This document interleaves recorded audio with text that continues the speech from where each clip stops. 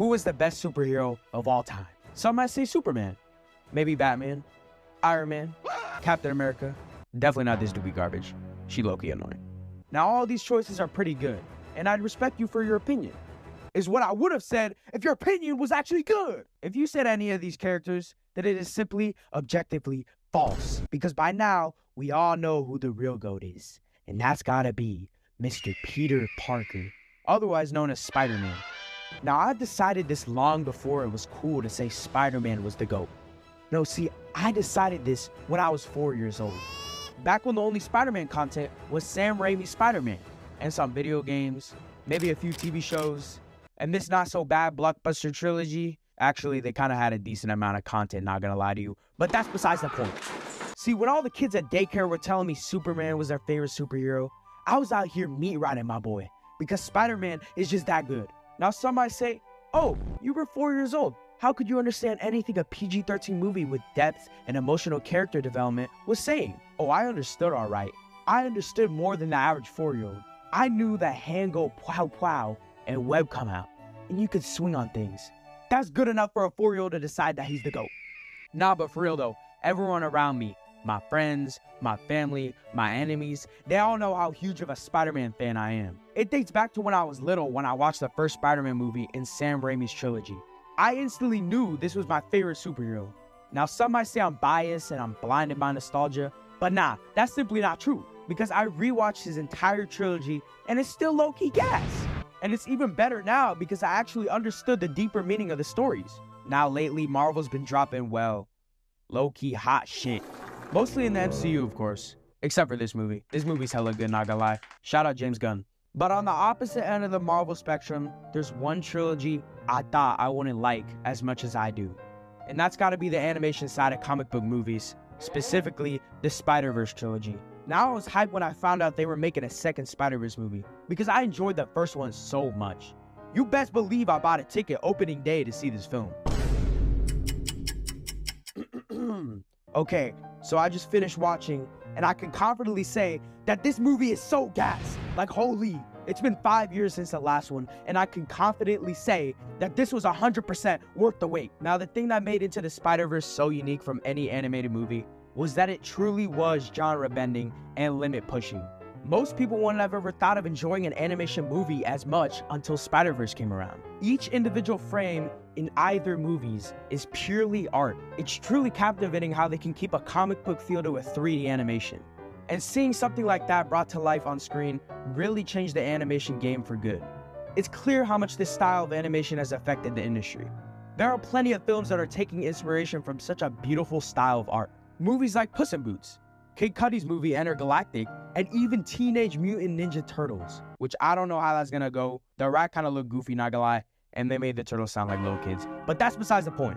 The point is that laying my eyes on that style of animation for the first time 5 years ago was such an amazing thing, and I couldn't get enough of it. Now I can dick ride the animation all I want, but obviously the story is what counts. Now the first movie's story was something else, man. It felt so surreal to get a multiverse Spider-Man movie with an actual good deep narrative behind it. And it's amazing how they can essentially rewrite how a Spider-Man movie is supposed to go and have it be unique in its own way.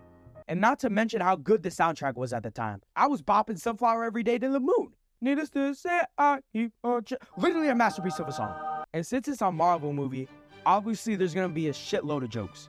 Usually if it was any other mid-Marvel movie, the jokes wouldn't land really that well, but I feel like me and others can agree that for both movies, the jokes are actually pretty good. I mean, Miles literally rizzed up Kingpin as the climax scene in the first movie. And that shit was pretty damn funny if I say so myself. Now with the second movie, it really feels like they lived up the hype with this one. Going into this movie, watching the previous trailers they gave us, I didn't know what to expect, especially with the way they ended the last movie. But Marvel really somehow managed to put the pieces together and create essentially a comic book masterpiece. Damn, y'all gonna think I'm some geek right now. But I don't care. I'm gonna show my true self right now. The animation compared to the first one was honestly 10 times better than the previous movie. Obviously, they kept in that unique comic book feel with the onomatopoeias and comic book boxes, but they also gave the animation a more emotional look. Like for instance, Gwen has a lot more character development in this movie, and this was shown within the first minute. And I'm gonna get into that in a second. But what I really want to say is that there are scenes where Gwen is talking to her father and the color around her matches the emotions of her. I just found that super unique. And there are some scenes in the movie that I can't even believe was animated, and it kept me so engaged in the story even more. Now, this movie focuses more on the emotional and character developing side. And I'm not saying that is a bad thing, because it really was what made the movie even better. The dialogue was so good, and it didn't feel like I was watching a kid's movie. The story was what carried that entire film, besides that sexy animation. I really like the fact that they focused more in this movie on giving characters emotional depth. And oh my god, seeing more of Miles and Gwen's romantic relationship really was so refreshing to see. Damn, y'all gonna think I'm gay too now. It's not like we all didn't know that though. I mean, honestly, the dialogue moments were more enjoyable than the action scenes, because they even made the dialogue scenes give you the same on-the-edge seat emotions as an action scene.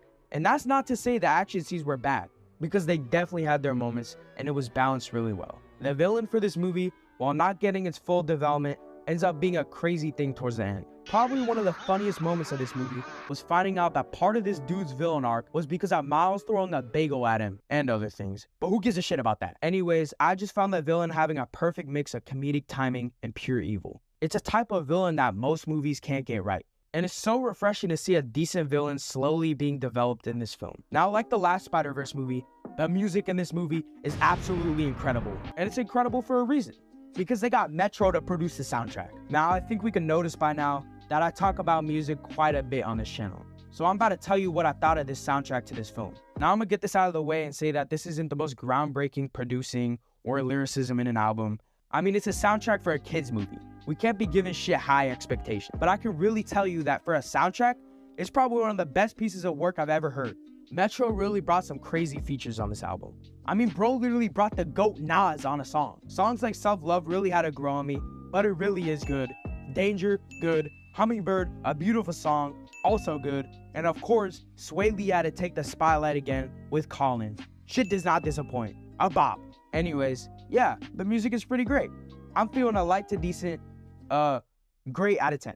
Anyways, the music is just mixed so well in this film.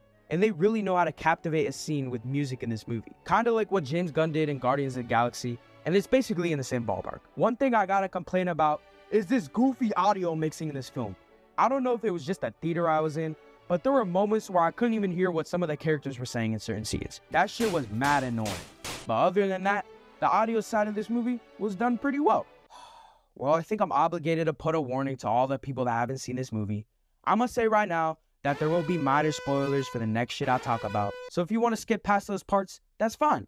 Or you can stick around. I mean, what's the harm in that? Now, since this is a multiverse movie, there's obviously going to be some crazy cameos in here. But one thing that doesn't make sense to me is how they basically have live action moments in this film. Like, they showed some moments from a bunch of live action Spider-Man movies, and also had some scenes where the animation crossed with live action.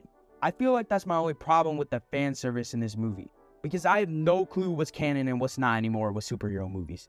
I mean, they literally put Childish Gambino as the Prowler in one scene. What the fuck is that about? But that doesn't mean that the fan service wasn't intriguing or cool to watch, because it was. I also like how they didn't make the cameos distract you from the main storyline, and that they didn't focus on cramming as much fan-packed moments into a multiverse movie. Now, with all these action-packed and long developing scenes included in this movie, ending it would probably be tough, because by then the movie's runtime was almost 2.5 hours. And you know what they did to conclude such an emotional movie?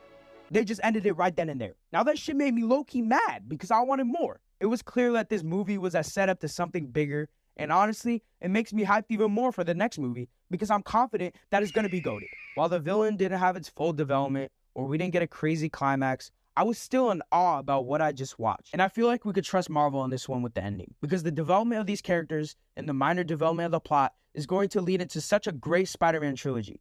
Now, with everyone getting tired of superhero movies, Spider-Verse came in at just the right time to remind everyone that comic book movies can still be good and not saturated and rawed down. And the fact that they can do this with a PG animated movie really shows that cinema still has that spark that people might feel is missing.